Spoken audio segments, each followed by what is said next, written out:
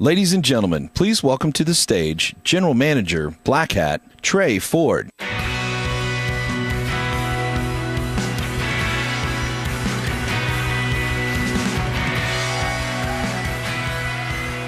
Good morning. Welcome. Before we get started, I want to take a moment with you. I'd like to call for a moment of solidarity. I would like you to join me now in a moment of silence to honor Barnaby Jack.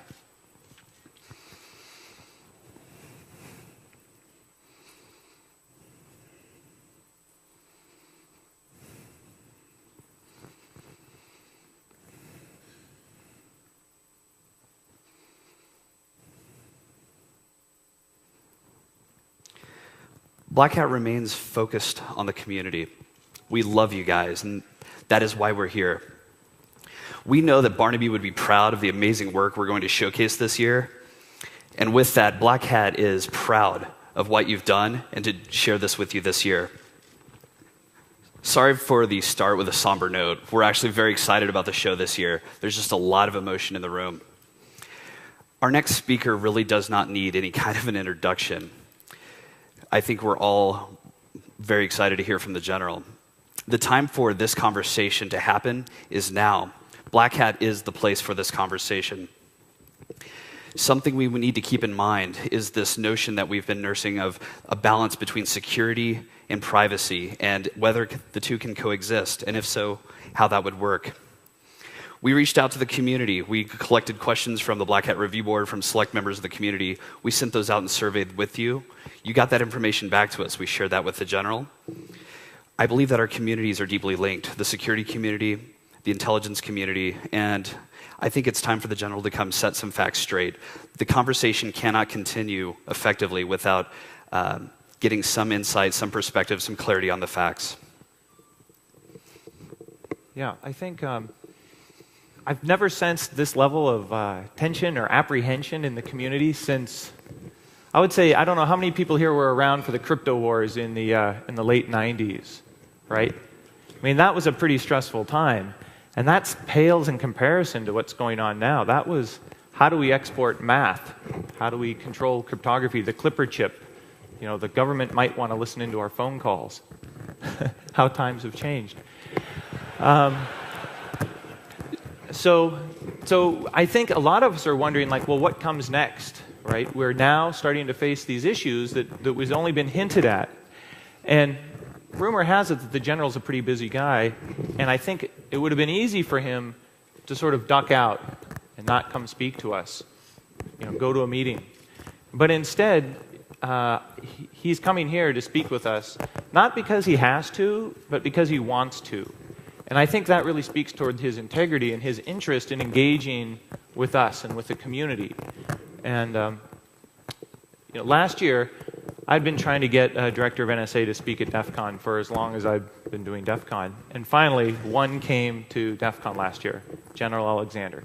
And he tried to start a conversation with us about shared values, and then how do we set the needle on civil liberties, privacy, but security.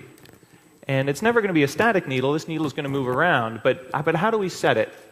And I think he's a big believer in that technology and working with communities such as ours can lead to a more transparent and easier way of setting the needle. Because it's going to get set one way or the other. And I think what's happening here is there's this tension between offense seems to be really winning right now. I mean, offense is doing sweet. Defense, not so much. And so a lot of people are thinking, well, so what does that mean? What does that mean to my business? Well, how are you going to move forward in this environment of sort of like all-pervasive offense capabilities? And I think really this is giving us an opportunity now to finally have this conversation that we've all been wanting to have for 5 or 10 years. And I think the General wants to have that conversation as well. So I think this topic is more important than ever, and I'm just really proud that these things are going to start happening here. Trey? I think we all look forward to hearing from the General. I think we can all respect that there's a lot of things he can't share with us. I think that we have a responsibility to try to set aside hyperbole to give a very focused look at the facts. Without further ado, let's welcome General Alexander to the stage.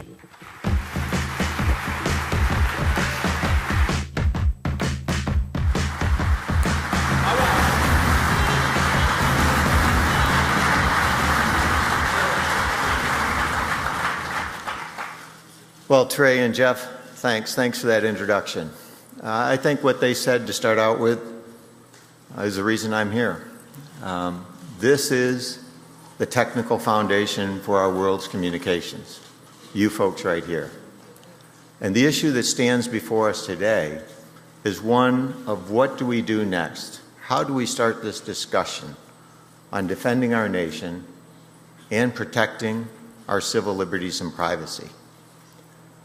The reason I'm here is because you may have some ideas of how we can do it better. We need to hear those ideas. But equally important, from my perspective, is that you get the facts. And so what I'm going to do today is try to lay out those facts.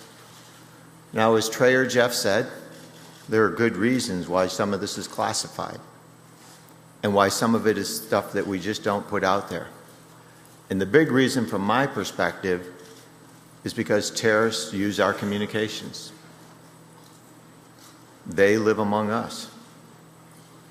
How do we come up with a program to stop terrorism and to protect our civil liberties and privacy? This is perhaps one of the biggest issues facing our country today. I also want you to get a sense for the people at the National Security Agency. It has been the greatest honor and privilege of my life to lead these noble folks. They're the ones, and you'll get a little bit of sense of what they've done for our country over the past 8 years while I've been there.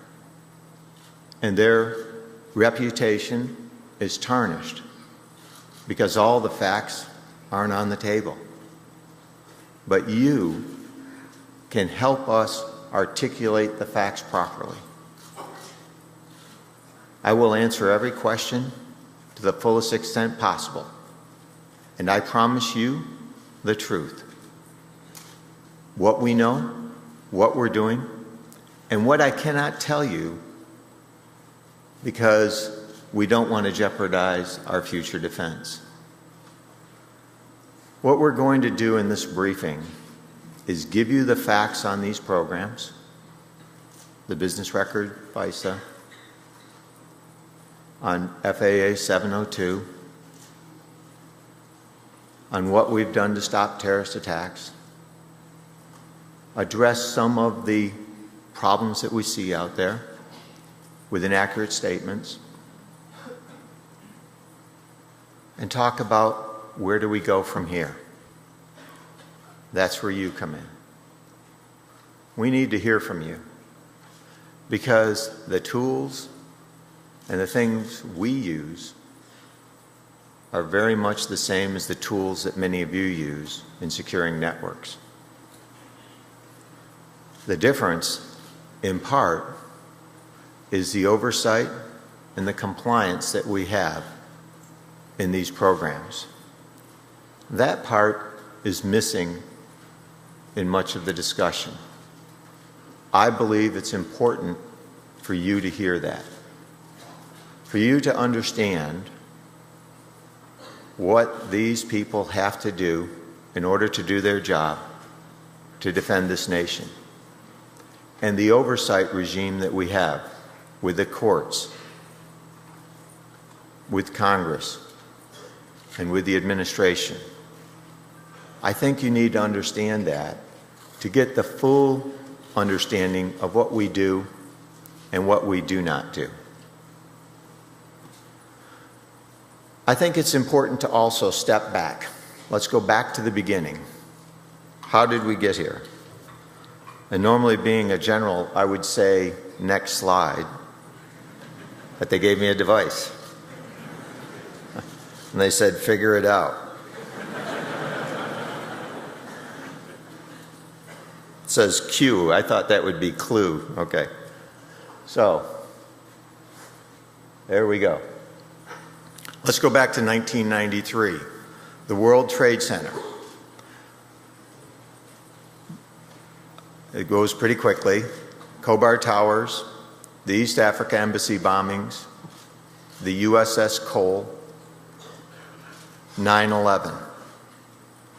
Al-Qaeda on the ones on the bottom there throughout. Khalid Sheikh Mohammed helped fund the first World Trade Center and was the mastermind behind 9/11.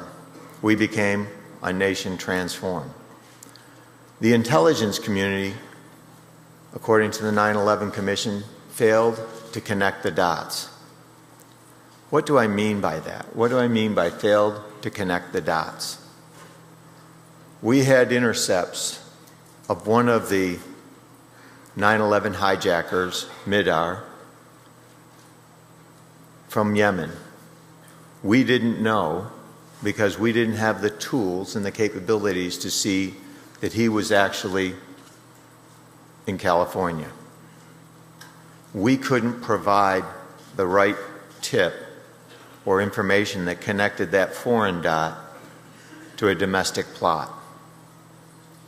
The intelligence community failed to connect those dots, and now what we're doing is putting into existence these programs. But I think in order to understand, so how do we actually use these programs, from my perspective, it's important to first understand the people at the National Security Agency, what they do and how they do it.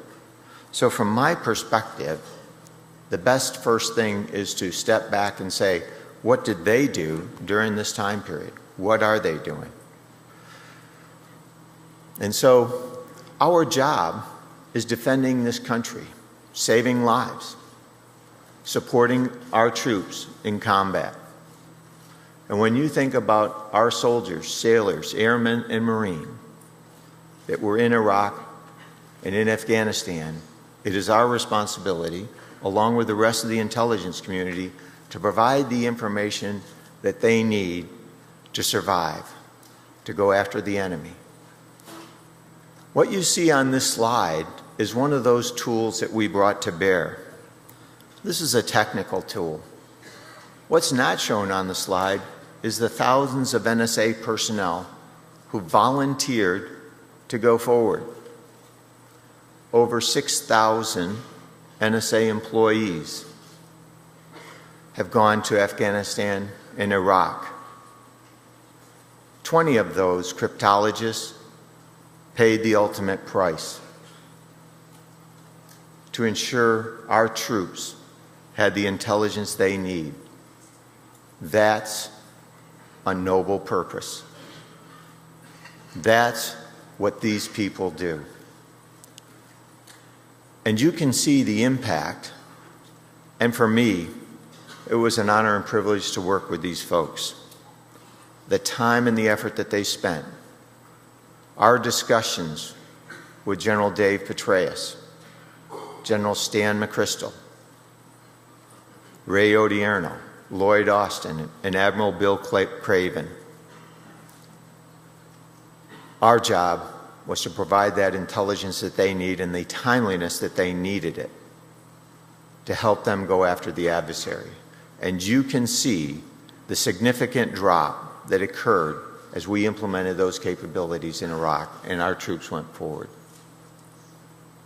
This is absolutely superb. The mindset of these people is foreign intelligence to save lives, our military, our civilian. That is a true noble effort. And those are the types of people I have the great honor and privilege to lead. But the discussion today has to take that next step. Well, what about counterterrorism? And what do we do about the discussion that I put on the table from the World Trade Center in 1993 to 9/11? What now? We failed to connect the dots. And so, we had to come up with a way of helping to stop the attack. Our government, Congress, the administration, and the courts all joined together to come up with programs that would meet our Constitution and help us connect those dots. I think it's important to understand the strict oversight that goes in on these programs.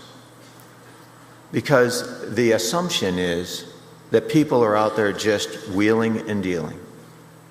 And nothing could be further from the truth. We have tremendous oversight and compliance in these programs. Auditability.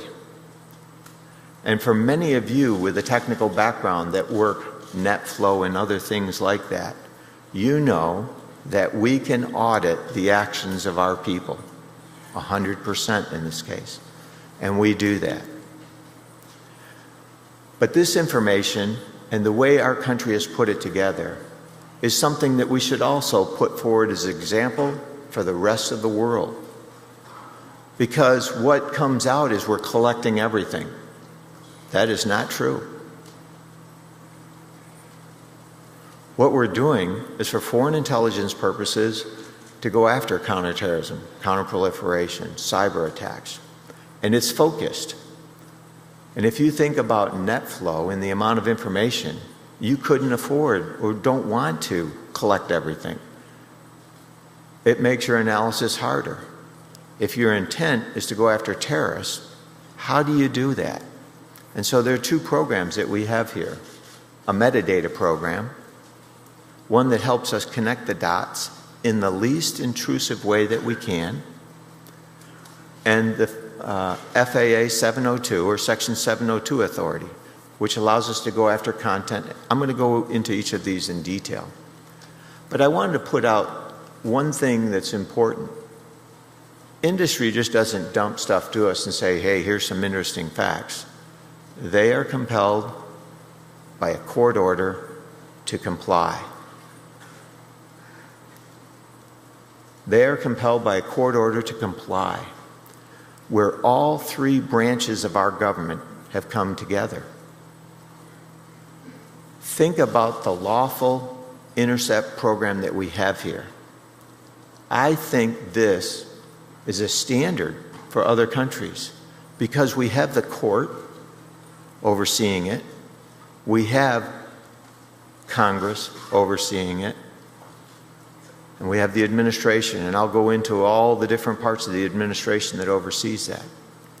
And I've heard some people say that the court is a rubber stamp. I'm on the other end of that table with federal judges. And anybody here who's been up against a federal judge knows that these are people with tremendous legal experience that don't take any, I'm trying to think of a word here, from even a 4-star general. They want to make sure that what we're doing comports with the Constitution and the law. And they are dead serious on it. These are folks that have given their whole lives to our nation's judiciary system. These are folks who know they're probably not going to go to the Supreme Court, but they want to do something for our nation. These are tremendous judges. They aren't a rubber stamp. And I've been in front of that court a number of times. I can tell you from the wire brushings that I've received, they are not a rubber stamp. Let's go into the details of these programs. Press the button.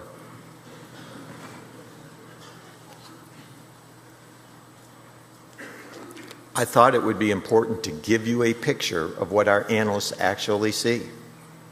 There it is, on the right-hand side.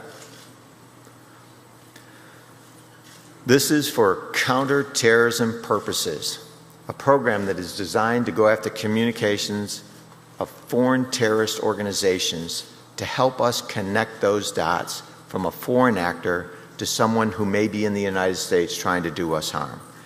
This program was designed specifically to help us go after that mid-R case. I think it's important to have some of the facts on the table here and for me to give you more of those, more facts. First, as you can see, what you have is the date, time of the call.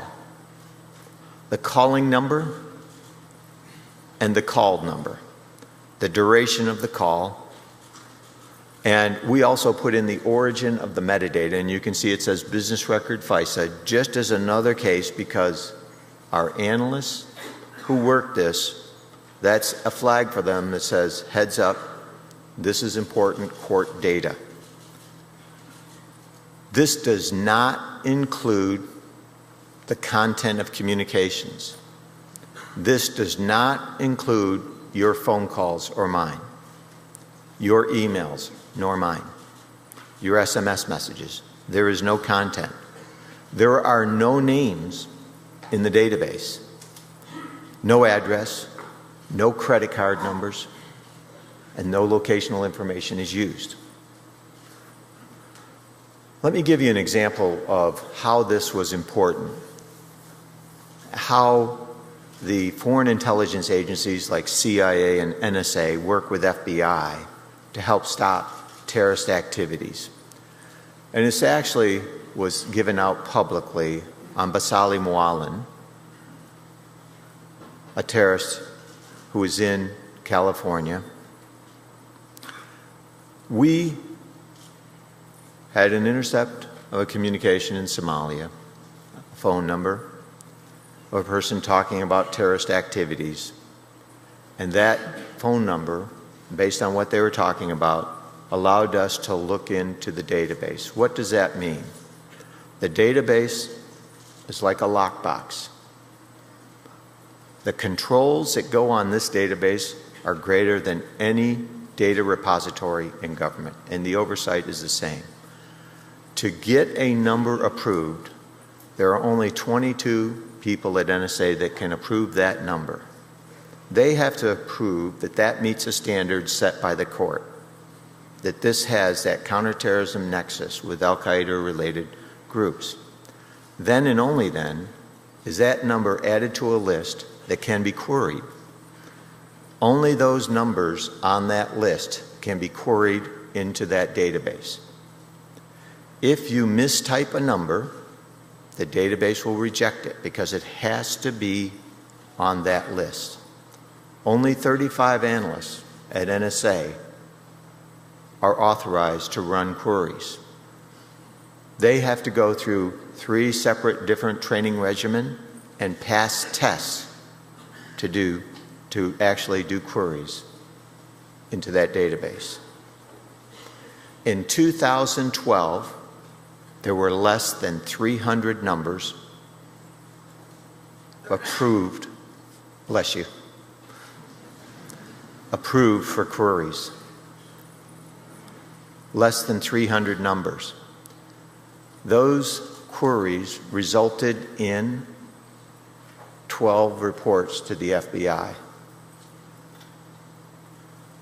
Those reports contained less than 500 numbers. Not millions, not hundreds of thousands, not tens of thousands, less than 500. The intent of this program was to find a terrorist actor and identify that to the FBI. If you think about it, the FBI is a great agency. Director Bob Mueller is one of the greatest people I have ever met. His agency does tremendous work for this country. Our job is not to complicate his life by giving him as many numbers as we can. Our job is to help him focus on the right numbers. And the number that we gave him in California, they had actually had, we gave that to them in 2007.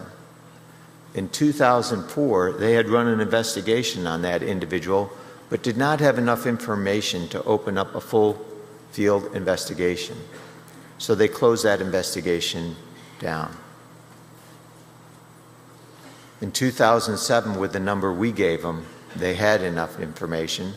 They take that number, and now their portion of this is they can take a national security letter, find out who that number belongs to, and they found out it was Bahaa Nasr.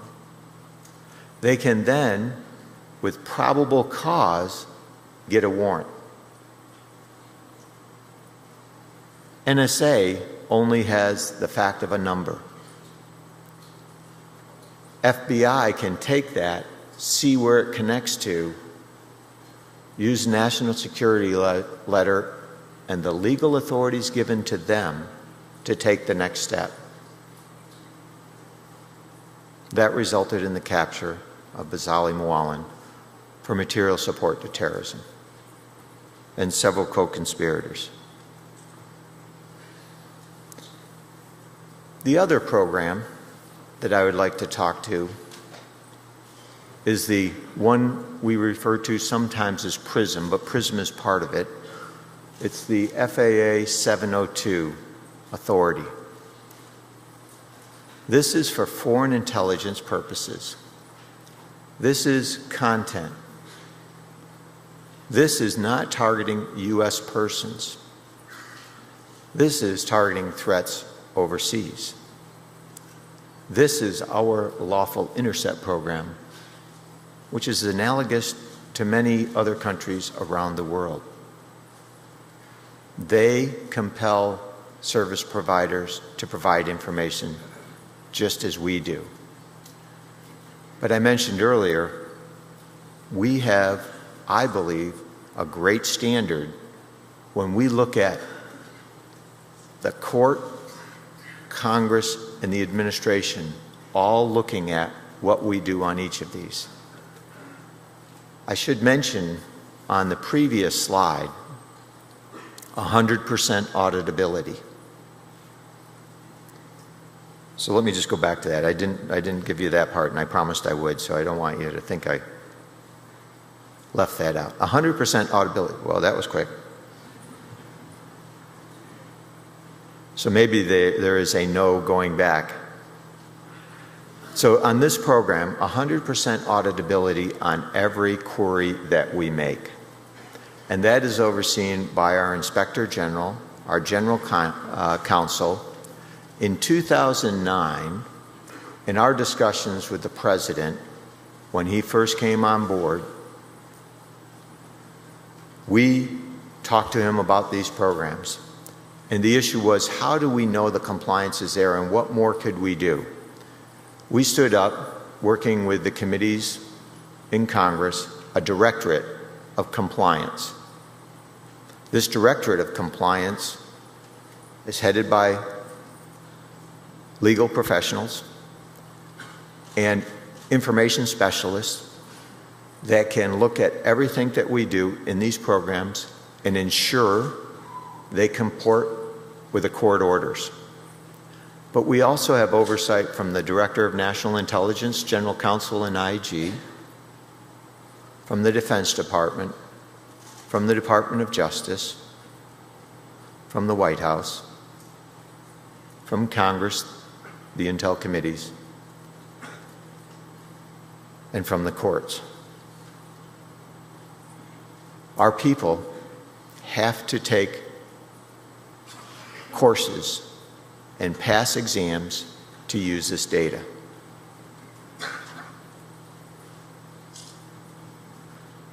So the same level of control is given to the FAA 702 data.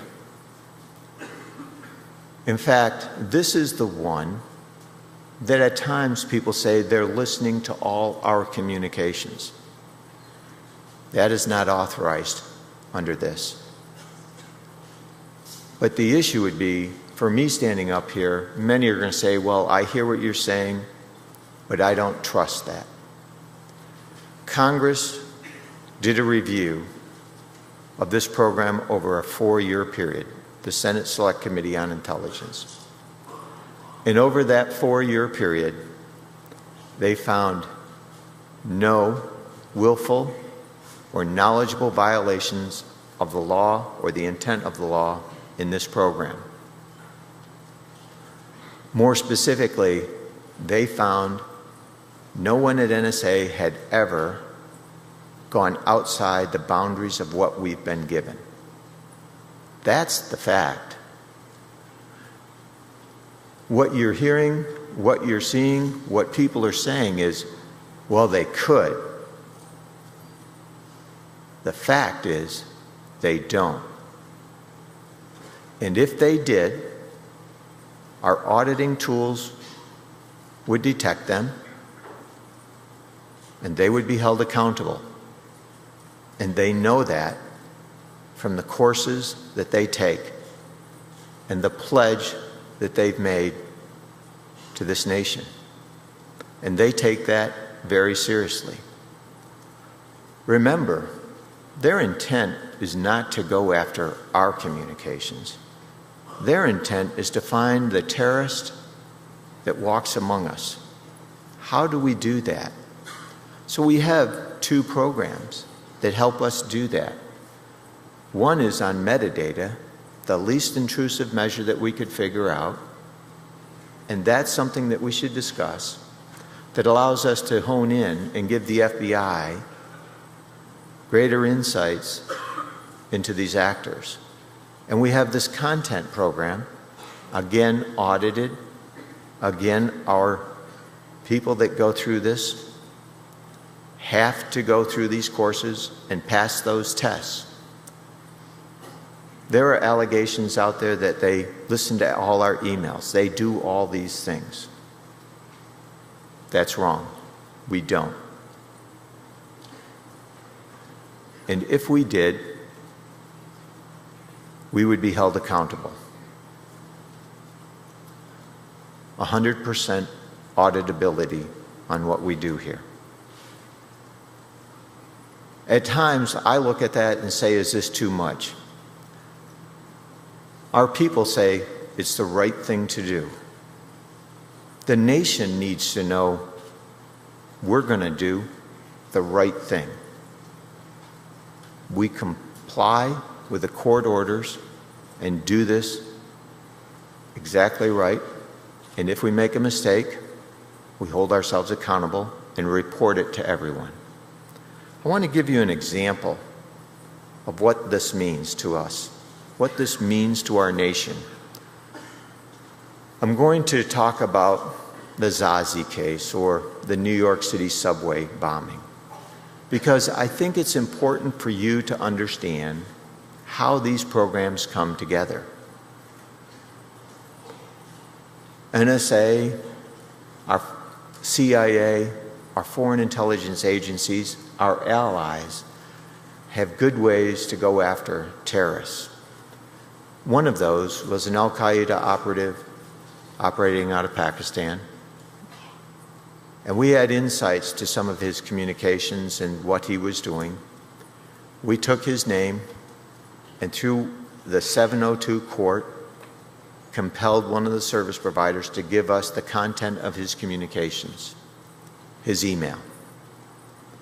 In those emails, we saw him working with an individual unknown to us, discussing an imminent terrorist attack. All we knew, they were looking for the recipes for bombs. We had an email address, and in the email was a phone number.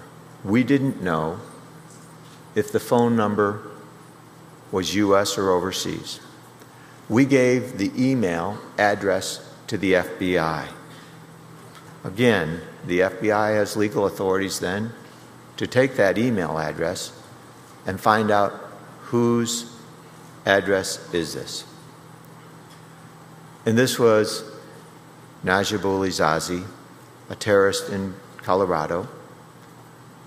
And they told us that the phone number that was in that email was his. We used that phone number to go into the business records FISA data because it had nexus to an Al-Qaeda related operation. We found the first connection from that phone number in Colorado to an unknown phone number to the FBI in New York City. But the important thing was that phone number in New York City also was talking to another terrorist-related actor. And on another layer out to yet another terrorist. That helped us tell the FBI that number in New York City is really important. That number was Addis Metajunin. Time was of the essence in this case. You may recall that Zazi was driving across the country to conduct the attack. We intercepted this around the 6th of September, and the attack was supposed to occur by 14 September. The FBI has to put these pieces together based on our input, what they get from Customs and Border Patrol, what they get from other intelligence agencies and law enforcement, and figure out what's going on. They are superb. They stopped this attack. This would have been the biggest attack in the United States since 9/11. It came, the initial tip came from the PRISM FAA 702 data. The business record FISA is a tool that also adds value, but it can only add value in the United States. So what does that mean?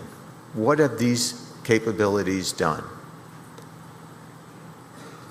We have talked about 54 different terrorist-related activities. I put them up here so that you can see what we've been able to do. These are facts. This is a partnership between our foreign intelligence agencies and the FBI, between our country and our allies. We stopped 13 related terrorist activities in the United States and 25 more in Europe. There are a number of things that comes out of this slide. First, the business record FISA can only help in those that are in the United States. It had a role in 12 of those 13. In 4, it came up with no results that was of operational value to the FBI. In the other 8, it provided leads for the FBI to go after. FAA 702 provides value across 53 of these, and in roughly half of them, it was the initial tip. Our nation takes stopping terrorism as one of the most important things. Freedom! Exactly. And with that, when you think about it, how do we do that? Because we stand for freedom. Not that. But I think what you're saying is that in these cases, what's the decision? Where's the discussion? And what tools should we have to stop those? No, I'm saying I don't trust you. You lied to Congress. Why would we believe you're not lying to us right now? I haven't lied to Congress. What about XKS? Congressional testimony. Wait for the question session.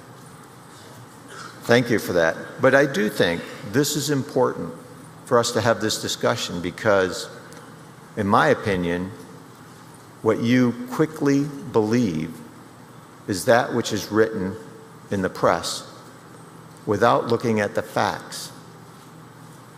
This is the greatest technical center of gravity in the world.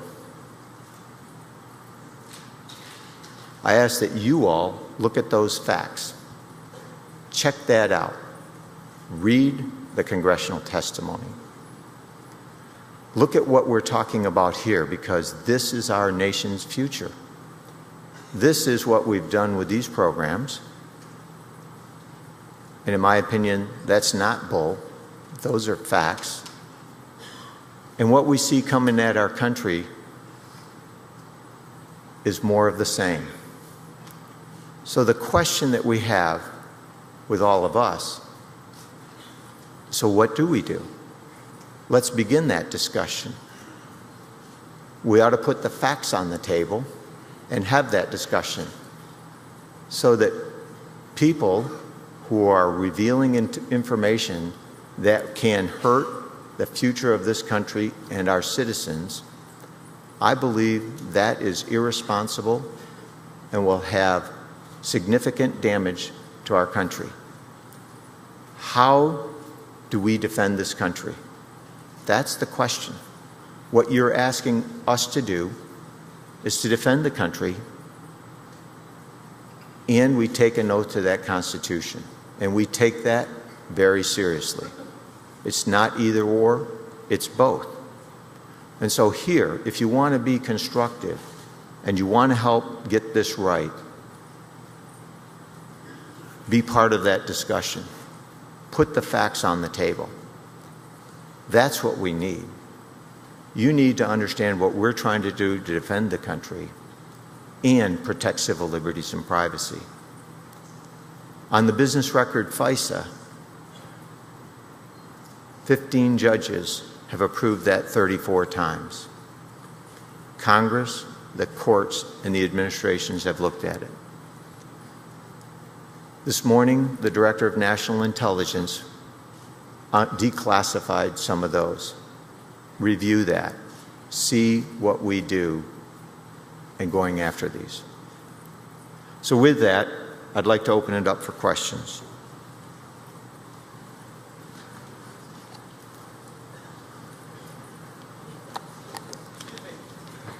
So obviously you have a lot of intelligence capabilities, analysis capabilities. Why do so many parts of the world want to attack us? Forgive me, guys. Generally speaking, we provide the keynote the opportunity to determine if he wants to accept questions from the audience or to receive them in an organized manner. We reached out to the community to try to gather those, to organize those. We weighed them, we ranked them. This is not canned. The general doesn't know what we're throwing at him, but I want to make sure that we're asking your questions for you. We've got a very limited amount of time. If I could, though, please. I have no problem answering that question because I think that's a great question. Why? Repeat the question. So the question that was asked was, so why do countries want to attack us? Why does Al-Qaeda want to attack us? Why do we stand in the way of them reaching their objective? And I think you should look at what they're trying to create, a caliphate.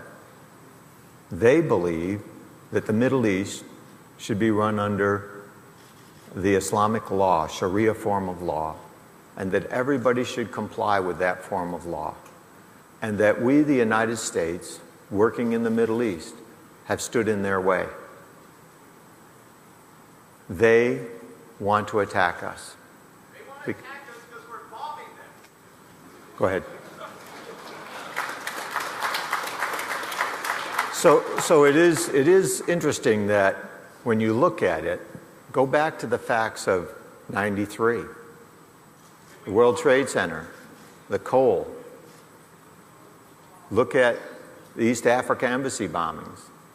Look at 9/11. And so that's what we face. Go ahead. General, the top-rated question was question number 7 on the survey. Do you think our national security intelligence and monitoring initiatives negatively impacts our innovative domestic companies' ability to adequately grow in foreign markets over fears of backdoors or covert access? More directly, is the NSA making U.S. companies less competitive? That's a great question. So from my perspective, I think it's important that we put the facts on the table of what lawful intercept is and what these companies are compelled to comply with. And every country has lawful intercept, or almost every country has lawful intercept programs that compel companies to provide information. The difference from my perspective is the oversight by the courts, Congress, and the administration in ensuring that we do this right. Go ahead. There was a great question posed yesterday. I would like to echo that. There was a clear difference between the NSA cannot and the NSA will not. It's a discretionary or it's a preventative control. So there are both. I think there are technical things that we can do to limit our collection, and we do that. In the United States, if you think about net flow and what you do perhaps in securing a network, how you look at different parts, you can shield off certain parts from collecting net flow data. We do the same thing to ensure we comply with the law. So the domestic communications we can technically take off. But there has to be another set of standards, because the reality is communications oftentimes are international. What happens if we run into a U.S. person's communications? So part of what has been recently released talks about the minimization procedures, the training that everyone at NSA has to go through if we run across those communications. And we hold our people accountable to doing that exactly right. One question that came up a lot out of band was once a classified document is publicly leaked, as in the case of the PRISM documents, why does the classification remain the same? Why can't government employees look at the internet? Well, there's two reasons on that one. I think the issue is on this, how do we protect our nation? How do we defend it? You know, some of this is classified. It's not classified to keep it from you, a good person. It's classified because sitting among you are people who wish us harm. If we tell everybody exactly what we're doing, then the adversaries will know how to get through our defenses.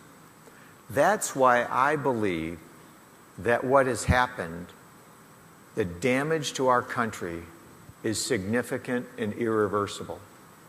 What we're talking about is future terrorist attacks. And when you look on this slide here, will we have the success over the next 10 years that we've had over the last? And I think it is worth considering what would have happened in the world if those attacks, 42 of those 54, were terrorist plots. If they were successfully executed, what would that mean to our civil liberties and privacy? So those are issues.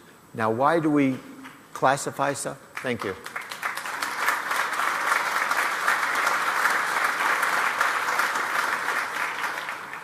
Go ahead. General, I know the NSA doesn't shop where we do. Our attendees here at BlackHat have a certain cadre of tools in our arsenal for defense. Our adversaries are well-read, well-steeped, have access to our tools and means.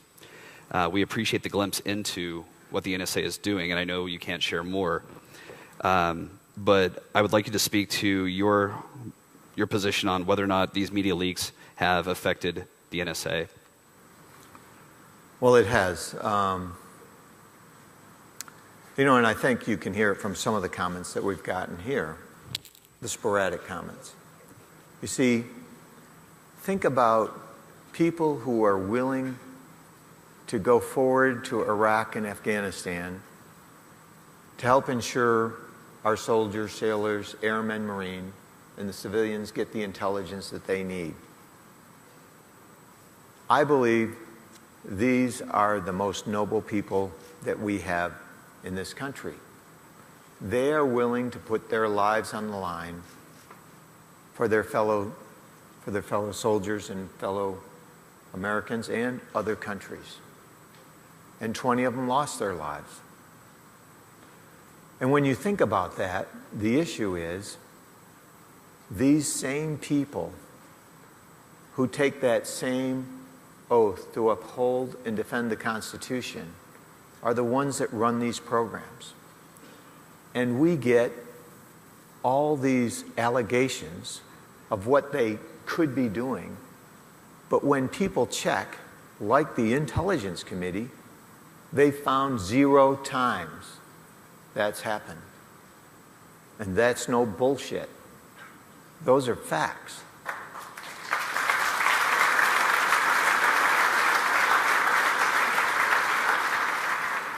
Please don't put that out in open press. Just that one word. I have 15 grandchildren.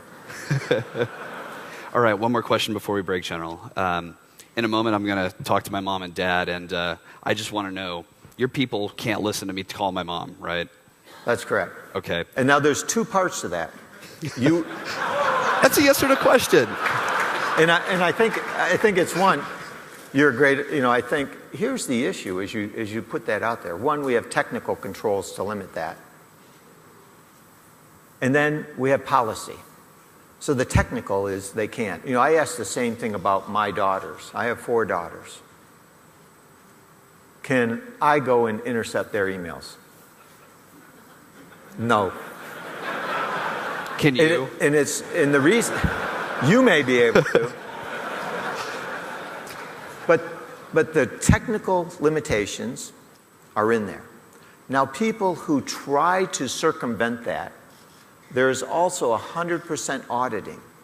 So when you put in my daughter at x.com, and an auditor then looks and says, what's the foreign intelligence purpose of this query? And the analyst putting that in has to state that and show that what they're doing meets that standard. Is it Trey terrorist? You're on BlackHat. Thanks. Trey's a good person. No terror, well, I guess, I hope. No terrorist associate.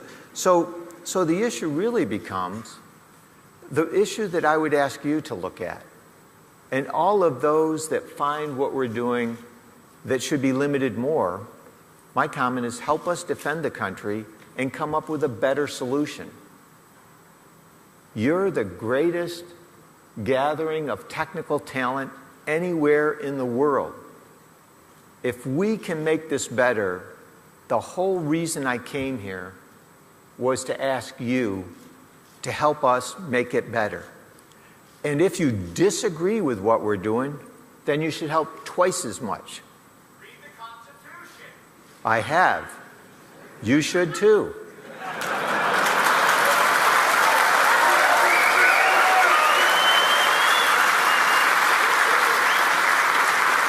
General, I know that it would have been a lot easier to not come. BlackHat is a warm, loving crowd that loves, guests in a different way. Yeah. But thank you so much for coming out.